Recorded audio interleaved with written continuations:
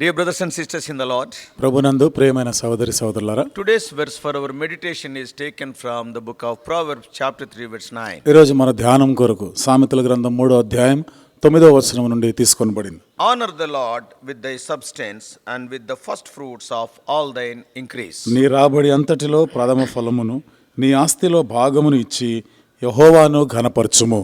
For an author or speaker to be effective, credibility is a must.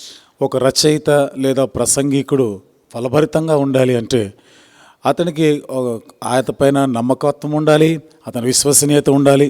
Credibility is especially important if the author or speaker is addressing money matters. డబ్బు విషయానికి వస్తే ఒక రచయిత కానీ ఒక ప్రసంగికుడు కానీ దానికి ఆయన పైన ఒక నమ్మకం అనేది ఉండాలి మనకి. It is easy to tell to someone what to do with their money. చూడండి, ఆ డబ్బుతో ఏమి చేయాలో చెప్పడం సులువైనదే అది. But when someone does such courageous thing, his or her audience instinctively they will ask, have you done that with your money? ఎవరైనా ధైర్యంగా ఈ మాట చెప్తున్నప్పుడు వెంటనే వినేవారు వారిలో నుండి, మరి నువ్వు ఆ రీతిగా చేస్తున్నావా, నువ్వు చేసే మాకు చెప్తున్నావా అన్న ప్రశ్న వస్తుంది. Anyone willing to tell someone else how to manage their money immediately becomes the center of investigatory attention. ఎవరైనా చూడండి, డబ్బు గురించినటువంటి ప్రస్తావన వచ్చినప్పుడు వాటితో ఏ రీతిగా చేస్తారన్నప్పుడు వెంటనే అక్కడికి వచ్చేటువంటి ఆ ప్రస్తావన ఏమిటిదంటే పెట్టుబడి గురించినటువంటి మాటలు వస్తాయి. And for a person to be taken seriously in the area of finances, they must prove credible in that matter. ఒక వ్యక్తి ఆర్థిక సంబంధమైన లావాదేవీల మాటకు వస్తే ఆ యొక్క బాధ్యతలు కానీ ఇచ్చినప్పుడు వెంటనే అతని మీద ఒక నమ్మకం ఏర్పడాలి, ఒక విశ్వసనీయత అనేది ఉండాలి. People will take the advice of such ones అలాంటి వారి సలహాలు ప్రజలు తీసుకుంటారు. because they have something credible to show for it. ఎందుకని వాళ్ళకి ఒక విశ్వసనీయత ఉంది. People follow their instructions and make major life decisions. ప్రజలు కూడా వారి సూచనలని పాటిస్తారు, జీవితంలో పెద్ద పెద్ద నిర్ణయాలు కూడా తీసుకోవడానికి ఆస్కారం ఉంటుంది. Of all the authors in the Bible, Bible గ్రంథంలో ఉన్నటువంటి రచయితలందరిలో no one addressed money more than Solomon, the son of David. చూడండి, దావీదు కుమారుడైన సొలొమోను తప్ప ఎవరు కూడా డబ్బును గురించి ఏమీ పెద్దగా చెప్పలేదు. In the book of Proverbs and also in the book of Ecclesiastes, సామెతల గ్రంథంలో అలాగే ప్రసంగి గ్రంథంలో Solomon writes about money on a number of occasions. సొలొమోను డబ్బు గురించి చాలా సందర్భాల్లో ఆయన రాస్తున్నాడు. His advice should be taken very seriously because he offers a tremendous amount of fiscal credibility. ఆయన ఇచ్చేటువంటి సలహా తప్పక మనం దాన్ని పాటించాల్సిందే. ఎందుకంటే ఈ ఆర్థిక సంబంధమైనటువంటి విశ్వసనీయత గురించి చెప్తున్నప్పుడు ఇది చాలా అవసరం మనకి. When God appeared to Solomon in Gibeon and asked him what he wanted, గిబియోన్లో దేవుడు సొలొమోనుకు ప్రత్యక్షమై నీకేమి కావాలి కోరుకో అని అన్నప్పుడు Solomon didn't ask for wealth. సొలొమోను ఆ సంపద గురించి ఏం అడగలే కదా. Instead, he chose wisdom. అయితే దానికి బదులుగా జ్ఞానము కావాలి అని అడిగినాడు. Knowing man's natural inclination toward money, God was impressed and responded with these words. చూడండి, మానవుని యొక్క సహజమైనటువంటి గుణం ఏమిటిది, డబ్బు గురించినటువంటి ఆసక్తి ఉంటుంది కదా. ఈ విషయాల్లో సొలొమోనుని బట్టి దేవుడు ఎంతో సంతోషించి ఆయనకి అడిగినది ఇచ్చాడు ఆయన. And God responded in the following way. ఆ దేవుడు ఈ రీతిగా స్పందిస్తున్నాడు. In 2 Chronicles, రెండవ దినవృత్తాంతం గ్రంథం first chapter, మొదటి అధ్యాయం verses 11 and 12. 12-13 వచనాలు. What the Lord is telling, I am reading for you. దేవుడు చెప్తున్న మాటలు మీకు చదువుతున్నాను. 2 Chronicles, first chapter, 11 and 12. రెండవ దినవృత్తాంతం గ్రంథం మొదటి అధ్యాయము 11-12 వచనాలు. But this was in thine heart, and thou hast not asked riches, wealth, honor, nor the life of thine enemies, neither it has asked long life, but has asked wisdom and knowledge for thyself.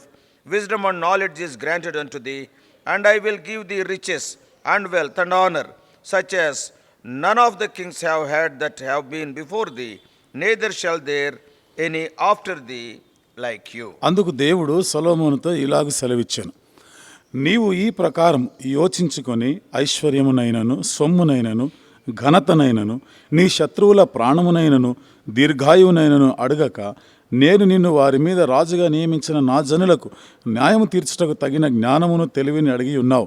కాబట్టి జ్ఞానమును తెలివియు నీకు ఇయ్యబడును. నీకన్నా ముందుగానున్న రాజులకైనను నీ తర్వాత వచ్చే రాజులకైనను కలుగని ఐశ్వర్యమును సొమ్మును ఘనతను నీకిచ్చెదను అని చెప్పెను.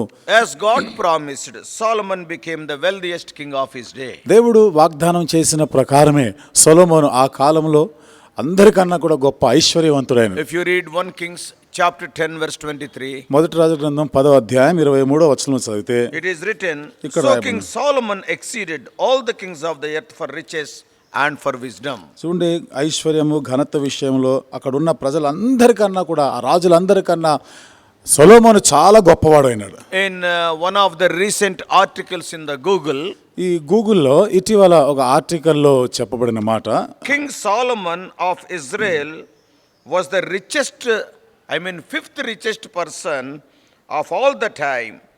And do you know what is the value of his assets?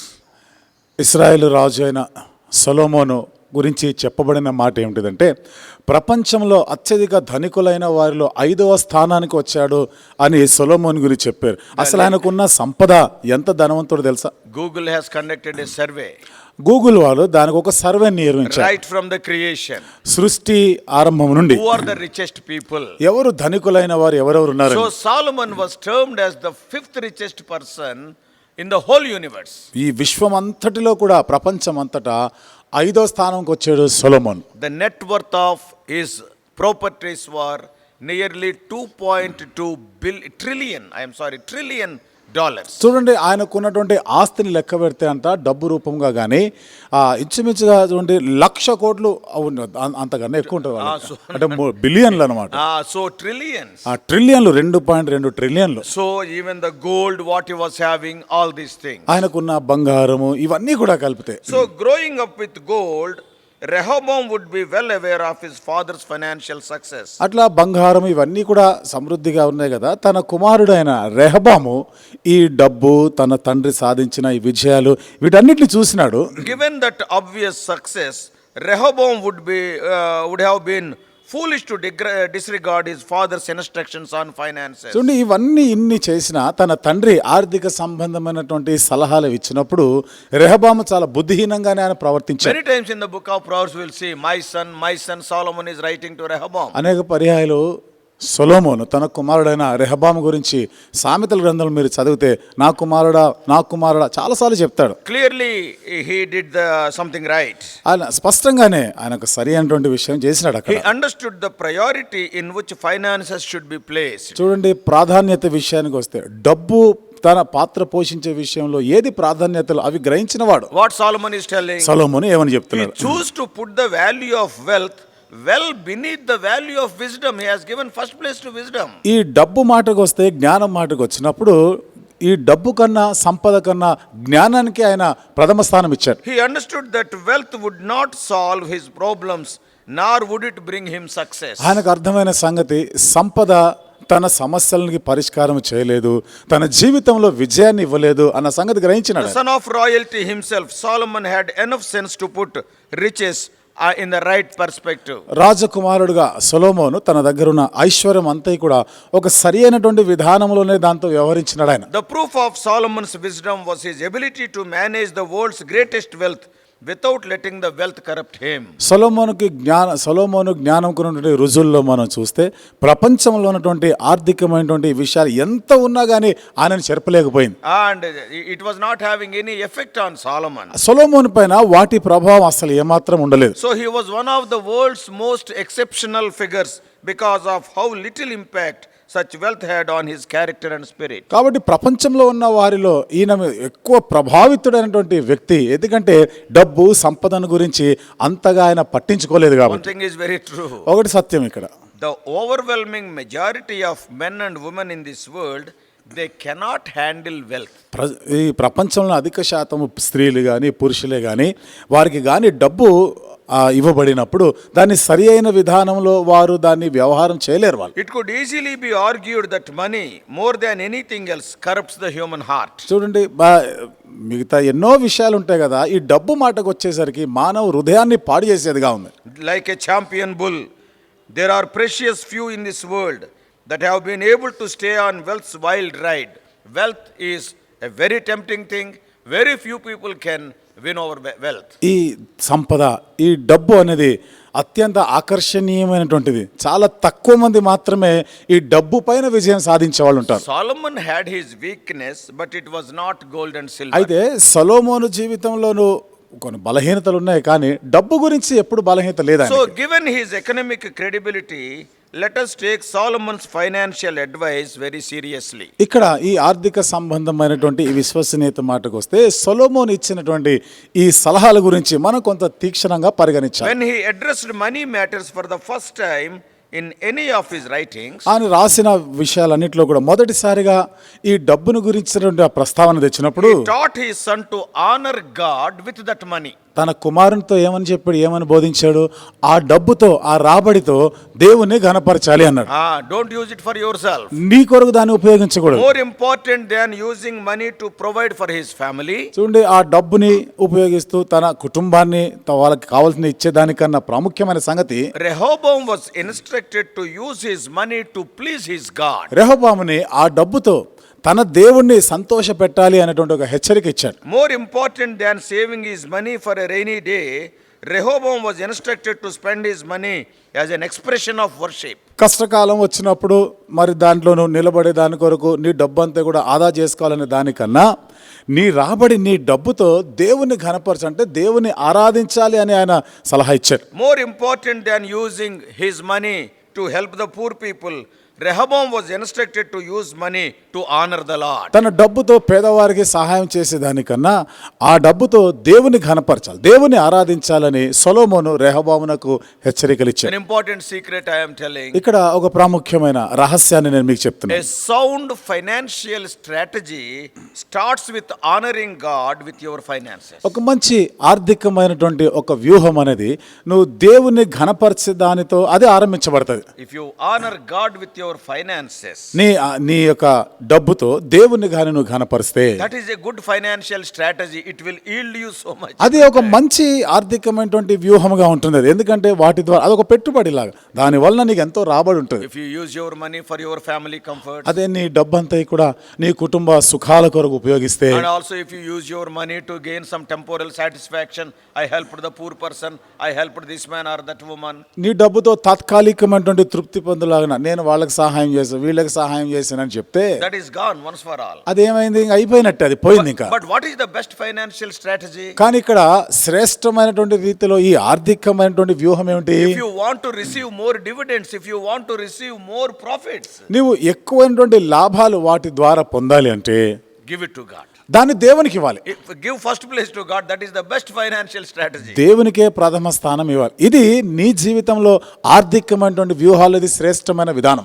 As important as a budget is, but it is worthless if it does not start honoring God. ఈ డబ్బు ఎంత ప్రాముఖ్యమైనదో కదా, కానీ నువ్వు దేవుని వాటితో నువ్వు దేవుని ఘనపరచకపోతే అది వ్యర్థమే. So Solomon, a man who was having $2.2 trillion, సొలొమోను లాంటి 1,00,000 కోట్లు అంటే ఆ 2.2 ట్రిలియన్లు అంత సంపద, and it all started with honoring God with his substance. ఇదంతా కూడా తన యొక్క రాబడి, తన దగ్గర ఉన్న ఆస్తితో దేవుణ్ణి ఘనపరిచాడు. అక్కడ ఆరంభమైంది ఆయనకి. How he became so rich? అంత ధనికుడు ఎట్లా అయినాడు ఆయన? I don't want money, Lord, I want your wisdom. దేవా, నాకు ఈ డబ్బు అవసరం లేదు, నీ జ్ఞానం నాకు కావాలి If you అన్నాడు. give money also, I will give it to you. ఒకవేళ నువ్వు నాకు డబ్బు ఇచ్చినా కూడా డబ్బు మరలా నీకు ఇస్తా, I will invest in your temple. కాబట్టి నీ మందిరంలో దాన్ని పెట్టుబడిగా I పెడతా, want to see your glory. నీ మహిమని Oh, చూడాలనుకుంటున్నా. these are the secrets. ఇవన్నీ కూడా రహస్యాలు. So these verses on money are not inserted in this chapter randomly.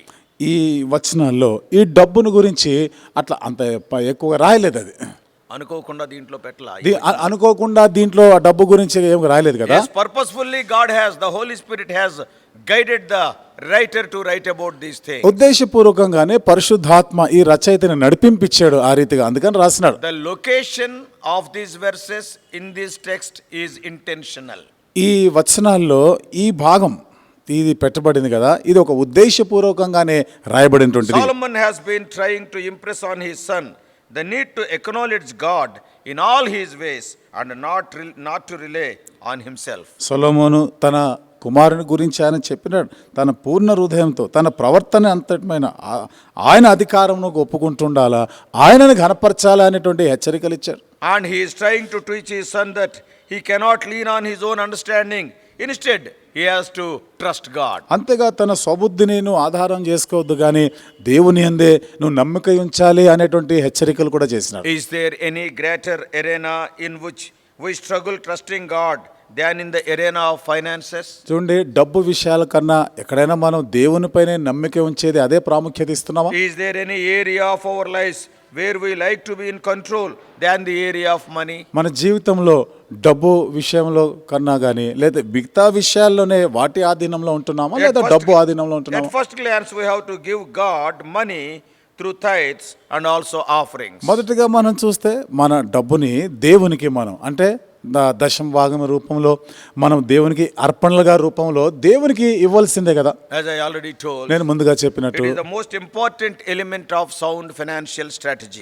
ఒక మంచి ఆర్థికమైన ఒక వ్యూహానికి ఇదే మంచి శ్రేష్టమైన విధానం. If his son was to be successful, Solomon knew that he needed to learn to acknowledge God in all his ways. తన కుమారుడు అన్ని విషయాల్లో కూడా సఫలుడిగా ఉండాలి, విజయం సాధించాలంటే మొదట అన్ని ప్రవర్తన అంతటి అందు కూడా దేవుని అధికారానికి అతడు ఒప్పుకోవాలి. All his ways, including his financial ways. తన ప్రవర్తన అంతటి అందు అంటే ఆర్థికమైనటువంటి లావాదేవీల్లో కూడా. If his son was to be successful, Solomon knew that he needed to honor God with his financial best. కుమారుడు విజయవంతమైన జీవితం సాగించాలంటే తన కుమారుడు కూడా అన్ని విషయాల్లో మరి ముఖ్యంగా ఆర్థికమైనటువంటి విషయాల్లో వాటిని బట్టి దేవుణ్ణి గణపరిచేవాడుగానే ఉండాలి. We know one thing. ఒక విషయం మనకు తెలుసు కదా, Solomon is the wisest man ever lived. సొలొమోను అందరికన్నా కూడా జ్ఞానిగా ఉండినాడు. And also he is the wealthiest man ever lived. అంతేకాదు అందరికన్నా కూడా సంపన్నుడుగా ఉన్నాడు So ఆయన. what the wisest man and the wealthiest man is telling? ఇంత సంపన్నుడైనటువంటి అత్యంత జ్ఞాని అయినటువంటి ఈ వ్యక్తి ఏమని The చెప్తున్నాడు? wise and the wealthiest man teaches us to place a high financial and spiritual priority on honoring God with our substance. ఈ మహాజ్ఞాని అత్యంత సంపదన కలిగినటువంటి ఈ వ్యక్తి మనకిచ్చే సలహా ఏమిటిదంటే మన రాబడి అంతటితో కూడా మన సంపాదన అంతటితో కూడా దేవుణ్ణి మనం ఘనపరచాలి. What more he is telling? ఇంకా ఏం చెప్తున్నాడు? In particular with the first fruits of our increase. మన యొక్క రాబడిలో ప్రథమ ఫలాలతో కూడా ఘనపరచాలి. Don't bother about the second fruit. రెండవ ఫలం గురించి నువ్వేం పెద్ద If I పట్టించుకోకు. give away the first fruit to God, what will happen to me? What about me tomorrow? మొదటిది లేదా ఉన్నదంతా దేవుడికి ఇచ్చేస్తే రేపు నా సంగతి ఏమిటి? ఇట్లాంటి చింత నీకు వద్దు. What the wealthiest man is telling. చూడండి, అత్యంత సంపన్నుడైన What the ఈ వ్యక్తి wisest ఏమని man is చెప్తున్నాడు? telling. మహాజ్ఞాని అయిన వాడు You ఏమని saw the చెప్తున్నాడు? first fruit, yes, bring it to God. కాబట్టి ఆ ప్రథమ ఫలం చూడగానే వెంటనే దాన్ని తీసుకొని రా దేవుని దగ్గరికి God అంటాడు. is honored with our tangible offering, with our substance. కాబట్టి దేవుడు మన ప్రత్యక్షంగా మనం ఇచ్చే అర్పణలు బట్టి దేవుడు ఘనపరచబడుతుంటాడు. According to the Holy Spirit inspired words of Proverbs 3, చూడండి, సామెతల గ్రంథం 3వ అధ్యాయంలో పరిశుద్ధాత్మ ద్వారా ప్రేరేపించబడి రాయబడిన ఈ మాటల్లో when you give such offerings, God will in return, he will give you back with his blessings. ఇలాంటి అర్పణలుగా నేను ఈ రీతిగా దేవునికి నువ్వు అర్పణలు అర్పిస్తే దానికి బదులుగా దేవుడు నిన్ను ఆశీర్వదిస్తాడు. Hear carefully. ఇక్కడ జాగ్రత్తగా వినండి. Honoring God with our substance, the result is we receive from God more substance. చూడండి, మన రాబడి మన సంపదను దేవునికి ఇచ్చి దేవుని ఘనపరిచినప్పుడు జాగ్రత్తగా వినండి, దానికి బదులుగా దేవుడు మరింత ఎక్కువైన సంపదను దేవుడు ఇస్తాడు. Honoring God with our first fruits results in receiving more fruit from him. ప్రథమ ఫలములు దేవునికి ఇచ్చి మనం ఘనపరిచినప్పుడు దానికి బదులుగా అత్యధికమైన ఫలాలు దేవుడు మనకు God అనుగ్రహిస్తాడు. is honored when we give him substance from our barn, not intentions from the heart. Not only I will give, the intention is sufficient, is not sufficient. Give it practically. ఇప్పుడు దేవుడికి నేను ఇస్తానులే అని మనస్సులో చెప్పుకొని హృదయంలో చెప్పుకొని ఉండిపోవడం కాదు, కానీ క్రియాపూర్వకంగా నీకున్నటువంటి ఆస్తి నీకున్న సంపదని నువ్వు దేవునికి ఇవ్వాలి, క్రియాపూర్వకంగా ఇవ్వాలి. God is honored when we give him the best of our increase, not the leftovers of our increase. చూడండి, మనకున్నటువంటి రాబడిలో నుండి శ్రేష్టమైన ప్రథమ ఫలాలను మనం దేవునికి ఇచ్చి ఘనపరచాలి, అంతేగాని మనం అన్ని ఖర్చు పెట్టుకొని మిగిలిపోయింది ఏదైనా పనికిరాంది దేవునికి ఇవ్వడం అట్లా కాదు. Solomon learned very early what it takes children of God too long to learn. It makes financial sense to give to God the first fruits of all our increase. ఈ ఆర్థిక విషయాల్లో మిగతా వారు అందరికన్నా కూడా సొలొమోను చాలా బాల్య దశలోనే ఆ ఆరంభ దినాల్లోనే దేవునికి ఇవ్వడం అనే ప్రాముఖ్యత నేర్చుకున్నాడు ఆయన దాన్ని. After all, who will give us the increase? అసలు మనకి ఈ రాబడి ఈ సంపద ఇచ్చేది ఎవరు? 1 Corinthians 3:7 says God gives the increase. కొరింథీయులకు రాసిన మొదటి పత్రిక 3వ అధ్యాయం 7వ వచనంలో దేవుడే కదా మనకు వృద్ధి కలగజేసేవాడు. When you give to God, God will give the increase. నువ్వు దేవునికి ఇచ్చేవనుకో దేవుడు నీకు వృద్ధి When కలగజేస్తాడు. God is honored with your substance, నీకున్న సంపదతో దేవుడు ఘనపరచబడుతున్నప్పుడు why would God bless our substance if you are not giving? ఒకవేళ నువ్వు ఇవ్వడం లేదనుకో నీ ఆస్తిని ఎందుకు దేవుడు మరి దీవించాలి? When God is not offered the first fruits, దేవునికి ప్రథమ ఫలాలు మనం ఇవ్వనప్పుడు why would God bless any of our fruits? మరి మన మిగతా ఫలాలని దేవుడు ఎందుకు ఆశీర్వదించాలి? Furthermore, మరి ఇంకా చూస్తాం when we ముందుకి. acknowledge God's hand in our increase, మన యొక్క వృద్ధిలో దేవుని యొక్క హస్తం ఉంది అని మనం గుర్తిస్తే, and when we acknowledge and tell before others, ఇతరుల ముందు మనం వాటి గురించి చెప్పినప్పుడు God will surely honor that increase. నిశ్చయంగా దేవుడు ఆ వృద్ధిని ఆశీర్వదిస్తాడు, So to the గణపరుస్తాడు. Bible believer, కాబట్టి మరి Bible విశ్వసించేవారు it makes tremendous fiscal sense to honor and thank God with our financial increase. ఇక్కడ ఆర్థికమైనటువంటి రీతిలో మనం చూస్తున్నాం. ఎక్కువగా దేవుణ్ణి మన సంపద ఇవన్నీ కూడా ఇచ్చి మనం దేవుని ఘనపరిచే వారంగా ఉంటాం. The God-fearing and God-loving Christian, చూడండి, దేవుని భయం కలిగిన వారు, దేవుని భయభక్తులు కలిగినటువంటి విశ్వాసులు క్రైస్తవులు it should make incredible sense to use our money to thank God for His financial blessings. చూడండి, ఆర్థికమైనటువంటి ఆశీర్వాదాలు ఇచ్చిన కారణాన్ని బట్టి మన ఆస్తి మన సంపద కృతజ్ఞతాపూర్వకంగా మనం దేవునికి ఇచ్చి Yeah, కనపరచాలి. we read in Corinthians, God loveth the cheerful giver. కొరింథీయులకు రాసిన పత్రికలు మనం చదువుతున్నాం కదా, ఉత్సాహముగా ఇచ్చువానిని దేవుడు ప్రేమిస్తాడు. May God help us to be cheerful givers. ఈ రీతిగా ఉత్సాహంగా ఇచ్చువారుగా ఉండలాగిన దేవుడు మనందరికీ Not only సహాయం చేయనుగా. thinking, not only planning, I will give. No, start giving. నేను ఇస్తానులే, ఇద్దాం అనుకుంటున్నానులే అనుకోవడం కాదు, కానీ నువ్వు ఇచ్చేయాలి, ఇవ్వడానికి పూనుకోవాలి. Yeah, make it practical. దీన్ని కొంచెం క్రియాపూర్వకంగా చేయాలి. Then you see how God will react. అప్పుడు దేవుడు ఎట్లా స్పందిస్తాడో నువ్వు చూడొచ్చు. Invest in the kingdom of God, దేవుని రాజ్యములో పెట్టుబడిగా పెట్టు, and what a result it will be. అప్పుడు చూడు దాని ఫలితాలు ఎట్లుంటాయో. May God help us to be cheerful givers this morning. ఈ ఉదయకాలం ఈ రీతిగా ఉత్సాహంగా ఇచ్చువారుగా ఉండలాగిన దేవుడు మనందరికీ సహాయం Not only చేయనుగా. your money, నీ డబ్బు మాత్రమే your కాదు, time, నీ సమయం కూడా, your talents, నీకున్న తలాంతులని, your treasures, నీకున్నటువంటి even ధనము, your tears నీ also, కన్నీళ్లు కూడా give to God. ఇవ్వు, దేవుడికి ఇవ్వు. How wonderfully God will bless you. You yourself will witness in your life. చూడండి, అప్పుడు దేవుడు ఎంత అద్భుతమైన రీతిలో దాని అన్నిటిని మరలా బదులు నీకు ఇస్తాడో కళ్ళారా నీవే చూస్తావు. అదెంత అద్భుతమైనటువంటి సంగతి. Put your hand like this, నువ్వు కానీ నీ చెయ్యి ఒకవేళ నువ్వు ముడుచుకొని ఉన్నావు అనుకో, He also will keep His hand like ఆ దేవుడు కూడా అట్లాగే స్పందిస్తాడు. If you open it, నువ్వు కానీ దాన్ని చెయ్యి తెరిస్తే He will open it. ఆయన తన గుప్పిలి Your తెరుస్తాడు. hand is small, little you give. His hand is big, more He will give. నీ గుప్పిలి చిన్నది, చిన్నదాంతో నువ్వు ఇస్తున్నావు, దేవుని చెయ్యి చాలా పెద్దది, ఆయన విస్తారంగా నీకు ఇస్తాడు. May God help us to understand the secret. మరి ఈ రహస్యాలు మనం అర్థం చేసుకున్నట్టుకు దేవుడు సహాయం చేయను. Let us pray. ప్రార్థన చేసుకుందాం.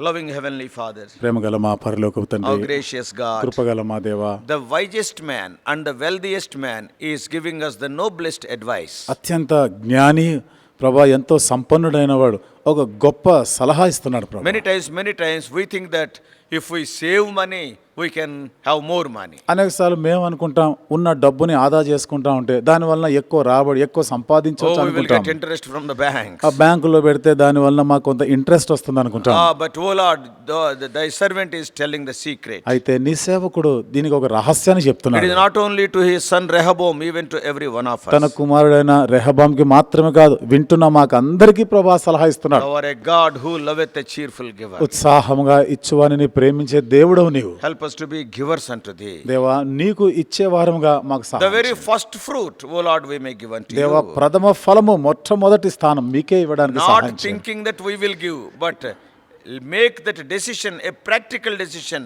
Make us true givers. ప్రభా, ఏదో ఇస్తాను అనుకుంటున్నాను, ఇద్దాం అనుకున్నానులే అనేటట్టు కాకుండా ప్రభా, ఏది మనసులో తలించినామో వెంటనే ఇచ్చివేయడానికి, ఉత్సాహంగా దేవునికి ఇచ్చివేయడానికి అలాంటి మనసు ఇవ్వండి మాకు. What a wonderful secret to be blessed by God even financially. ప్రభా, ఆర్థికంగా కూడా దేవుని ద్వారా ఆశ్రయించబడాలంటే ఎంతటి రహస్యం ఇది. Lord, speak to us more and more. దేవా, మాతో ఇంకా అధికముగా మాట్లాడండి. In Jesus' precious name we pray. యేసు ప్రభు వారి అమూల్యమైన నామములో ప్రార్థించి వేడుకుంటున్నాము తండ్రి. Amen.